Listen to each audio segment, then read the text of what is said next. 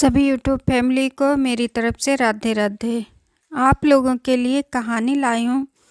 कहानी का नाम है एक साधु की बेटी। बहुत समय पहले की बात है। एक साधु अपनी पत्नी के साथ नदी के तट पर रहता था। उन दोनों की कोई संतान नहीं थी। उनकी बड़ी इच्छा थी कि कम से कम एक संतान उनके यहाँ जरूर हो। एक दिन साधु जब तपस्या में लीन था, तभी एक चील ने अपने पंजे में फंसी एक चूहिया उसके ऊपर गिरा दी। साधु ने उस चूहिया को घर ले जाने का निश्चय किया, लेकिन उससे पहले उसने उसे एक लड़की में बदल दिया। उस लड़की को देखकर साधु की पत्नी ने पूछा, कौन है ये?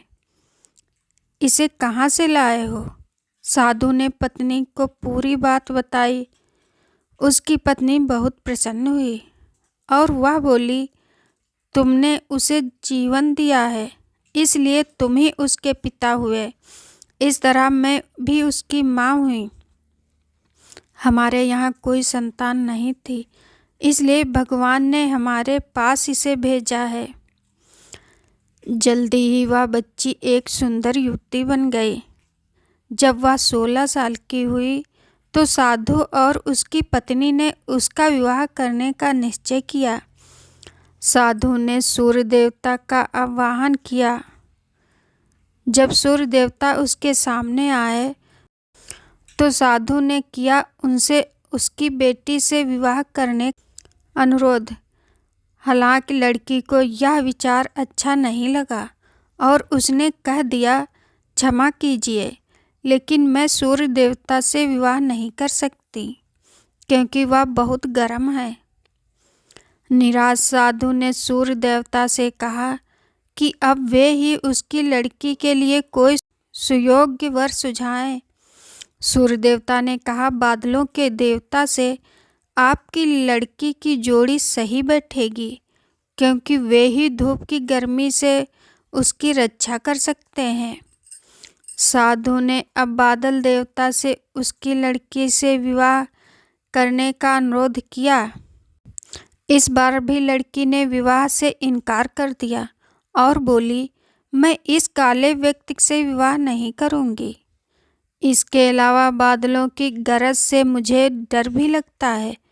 साधु फिर से उदास हो गया और उसने बादल देवता से अनुरोध किया कि वे ही कोई सुयोग्य वर सुझाएं।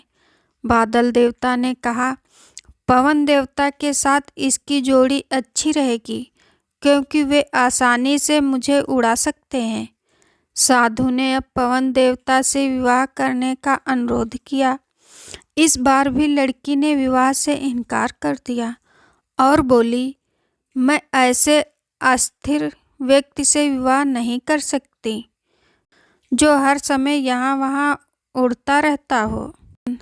साधु काफी परेशान हो गया। साधु ने पवन देवता से ही कोई सुयोग्य वर सुझाने को कहा। पवन देव ने जवाब दिया, पर्वतों के राजा बहुत मजबूत और स्थिर हैं। वे बहती हुई हवा को भी आसानी से रोक सकते हैं। उनसे आपकी लड़की की जोड़ी सही बैठेगी। साधु अब पर्वतराज के पास गया और उससे उसकी लड़की के साथ विवाह करने का अनुरोध किया। हालांकि इस बार भी लड़की ने विवाह करने से इनकार कर दिया और कहा, मैं ऐसे किसी व्यक्ति से विवाह नहीं कर सकती जो इतना कठोर और ठंडा हो। लड़की ने साधु से किसी नरम वर को खोजने को कहा। साधु ने पर्वतराज से सलाह मांगी। पर्वतराज ने जवाब दिया, किसी चूहे के साथ ही आपकी लड़की की जोड़ी अच्छी रहेगी, क्योंकि वह नरम भी है और आसानी से किसी पर्वत में भी बिल बना सकता है। इस बार लड़की को वर पसंद आ गया। साधु काफी हैरान हुआ और बोला, भाग्य का खेल कितना निराला है। तुम मेरे पास एक चूहिया के रूप में आई थी और मैंने ही तुम्हें लड़की का रूप दिया था। चूहिया के रूप में जन्म लेने के कारण तुम्हारे भाग्य में चूहे से ही विवाह करना लिखा था और वही हुआ। भाग्य में जो लिखा था वही हुआ। साधु ने फिर से प्रार्थना शुरू कर दी और लड़की को दोबारा चूहिया बना दिया। दोस्तों, आप सभी लोगों को यह कहानी कैसी लगी? अगर पसंद आई हो तो प्लीज़ कमेंट, लाइक, शेयर ज़रूर करें। धन्यवाद।